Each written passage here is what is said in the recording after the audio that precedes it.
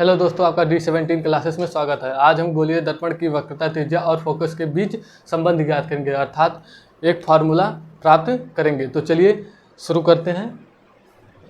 तो गोलीय दर्पण के दो प्रकार के गोलीय दर्पण होते हैं, एक अवतल एक उत्तल। तो हम अवतल दर्पण के द्वारा वक्रता, त्रिज्या r व फोकस दूरी f के बीच संबंध ज्ञात करेंगे।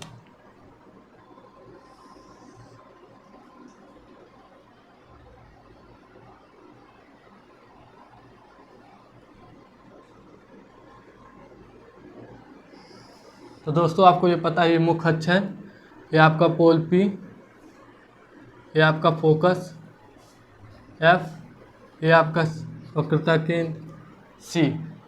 तो हम इस अवतल दर्पण पर एक आपतित किरण डालेंगे। तो चलिए डालते हैं। तो आपको पता होगा, मुख्य अक्ष के समांतर चलने वाली किरणें परावर्तन के पश्चात फोकस से होकर जाती हैं। ठीक है, ये आपका A और B एक किरण थी जो अवतल दर्पण पर आपतित हुई है और परावर्तन के पश्चात फोकस से होकर गई है। आपको पता होगा, समतल दर्पण में जब कोई किरण आपतित होकर मतलब समतल दर्पण पर गिरती है तो परावर्तन के पश्चात, तो यहाँ आपका क्या बनता है, आपतन बिंदु। तो आप इस पर अभिलंब डालते हैं। क्या अभिलंब, एक 90 अंश का अभिलंब डालते हैं। तो किसी भी, तो यहाँ भी आपका एक आपतित किरण था, परावर्तन के पश्चात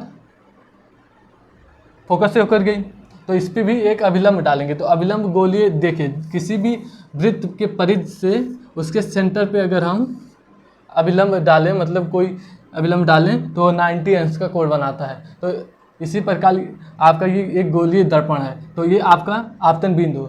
अगर इसकी वक्रता केंद्र पर हम अभिलंब डालें तो ये 90 अंश का कोण बनाएगा। ठीक है,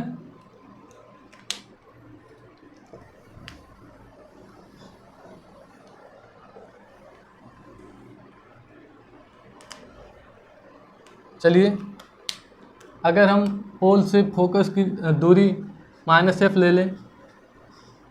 वैसे तो पोल से फोकस की दूरी f होगी, लेकिन हम माइनस में ले रहे हैं, क्यों, पहले ये जान लेते हैं। अगर कोई भी दर्पण है, अगर हम इस पोल मतलब ध्रुव से बाएं साइड कोई दूरी लेंगे, मतलब दर्पण के बाएं साइड, इस पोल से मतलब ध्रुव से बाएं साइड कोई दूरी लेंगे तो ऋणात्मक होगी। अगर हम कोई दूरी पोल से दाएं साइड लें तो वो धनात्मक होगी।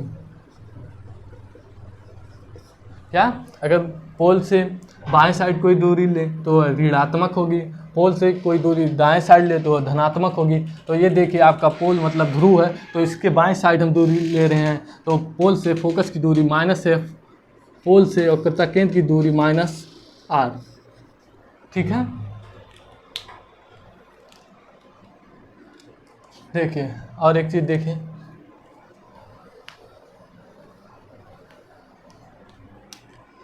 अगर हम इस कोण को थीटा लें तो हमारा ये भी कोण थीटा होगा, क्योंकि आपने पढ़ा है आपतन कोण परावर्तन कोण के बराबर होता है। तो यहाँ परावर्तन के नियम लग रहा है, तो अभिलंब मतलब अगर जो कोण थीटा होगा तो जो कोण ये होगा आपके लिए, और वही कोण आपके लिए होगा।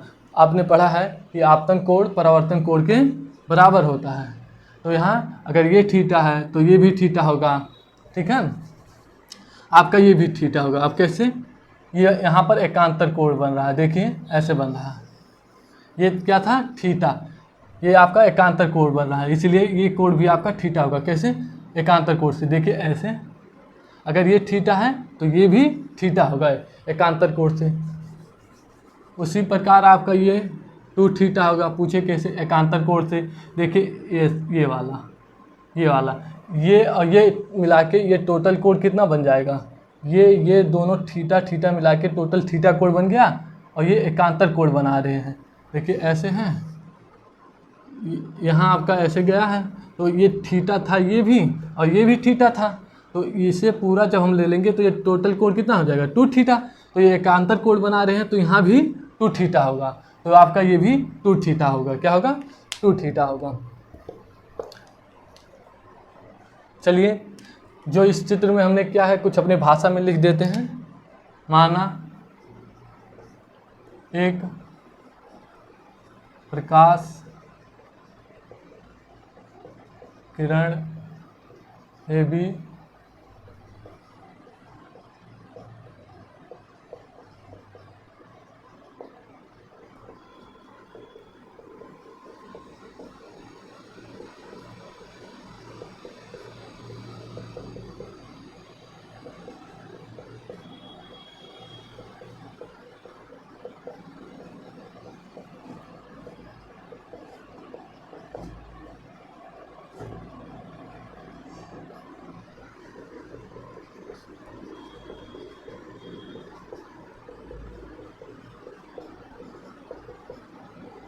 हमने क्या लिखा, माना एक प्रकाश किरण ए बी अवतल दर्पण पर आपतित हो रही है जो परावर्तन के पश्चात फोकस से होकर जाती है, तथा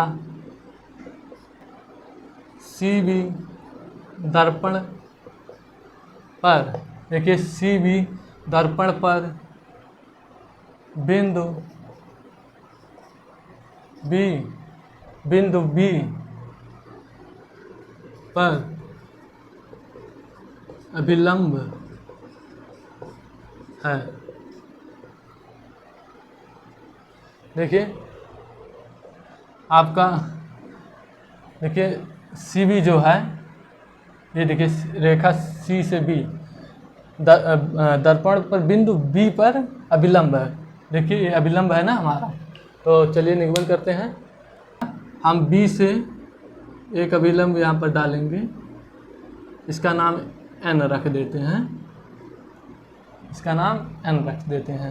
तो पहले समकोण त्रिभुज ए एन सी से, समकोण त्रिभुज बी एन सी से, तो अगर हम इसे tan थीटा लें तो आपको पता होगा tan थीटा इक्वल होता है लंब बटे आधार। तो हमारा लंब बी एन क्या होगा, बी एन, और आधार क्या होगा, एन सी, आधार क्या होगा, एन सी। ठीक है। अगर यहाँ पर ध्यान दीजिए, अगर हम इस जो आपतित किरण है इसे और नीचे से आपतित करें, जैसे ये हमारा आपतित किरण यहाँ से गया था, अगर हम इस आपतित किरण को यहाँ से कर दें और फोकस से होके जाए तो अभिलंब खींचने पर यहाँ से हमारे थीटा का कोण कम हो जाएगा कि नहीं। देखिए अगर इस आपतित किरण को हम और नीचे से आप इस अवतल दर्पण पर आपतित कराएं तो ये थीटा का मान कम हो जाएगा कि नहीं। तो थीटा का मान अगर कम होगा तो हम tan थीटा को लगभग थीटा के बराबर मान सकते हैं। अल्प लिखिए, अल्प कोण के लिए, अल्प कोण के लिए,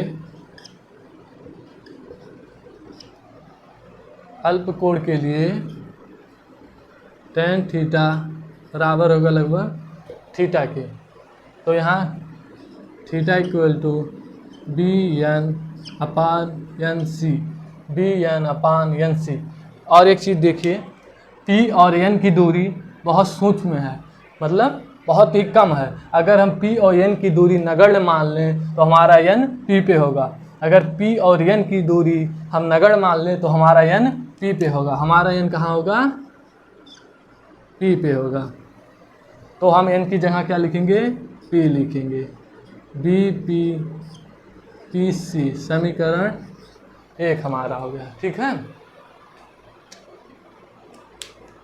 अब लिखें, अब अगला त्रिभुज लेते हैं। देखिए त्रिभुज बी एन एफ, त्रिभुज समकोण त्रिभुज बी एन एफ से, समकोण त्रिभुज बी एन एफ से। ठीक है। तो यहाँ पर tan 2 थीटा इक्वल टू क्या होगा,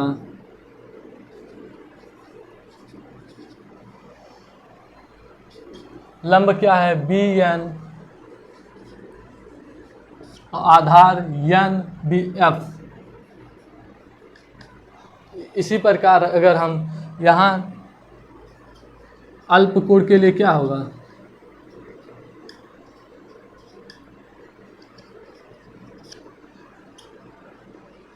tan 2 थीटा लगभग बराबर होगा टू थीटा के। हमने क्या कहा, अगर ये आपतित किरण जो अवतल दर्पण पर आपतित हो रही है इसे और नीचे ले लें तो हमारा जो 2 थीटा और थीटा का मान है ये बहुत कम हो जाएगा। तो अल्प कोण के लिए tan 2 थीटा का मान लगभग 2 थीटा के बराबर होगा।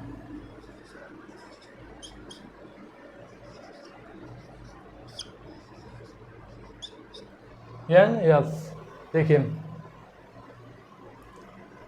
एन एफ, तो हमने क्या बताया था, एन और पी की दूरी बहुत सूक्ष्म है। तो एन और पी की दूरी अगर हम नगण्य मान लें तो एन हमारा क्या होगा, पी पर होगा। तो हम एन की जगह क्या लिखेंगे, पी लिखेंगे।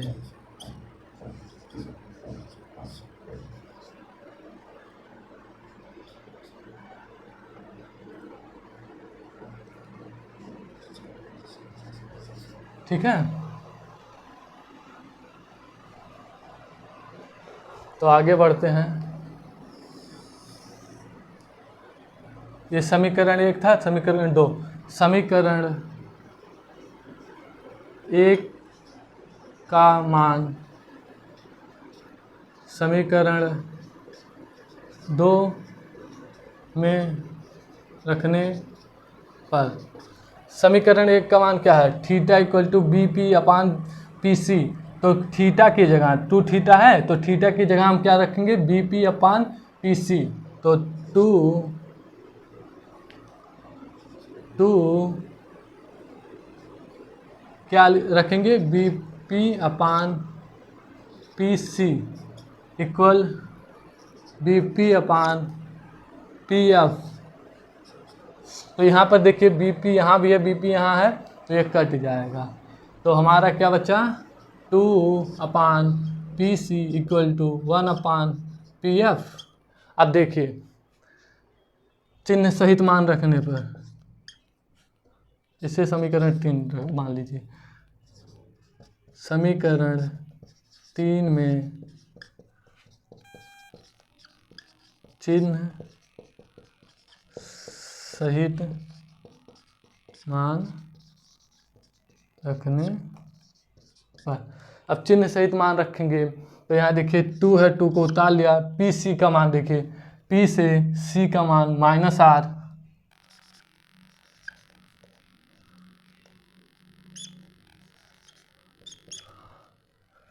और एक है ऊपर, ऐसे लिखा रहने दीजिए।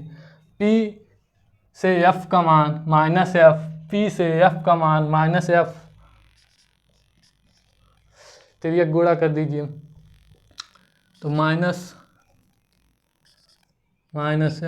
Equal to -r/2। दोनों साइड माइनस है तो माइनस माइनस हट जाएंगे, तो f इक्वल टू r/2। तो हमें यही फार्मूला प्राप्त करना था, या इसे ये भी लिख सकते हैं, r इक्वल टू 2f। तो हमें यही फार्मूला प्राप्त करना था जो हमें प्राप्त हो चुका है। आज के लिए बस इतना ही। आशा ही आपको समझ में आया होगा। अगर समझ आया तो कमेंट करके ज़रूर बताइए, और अभी तक हमारे चैनल को सब्सक्राइब नहीं किया है तो सब्सक्राइब कर लीजिए। मिलते हैं अगले वीडियो में।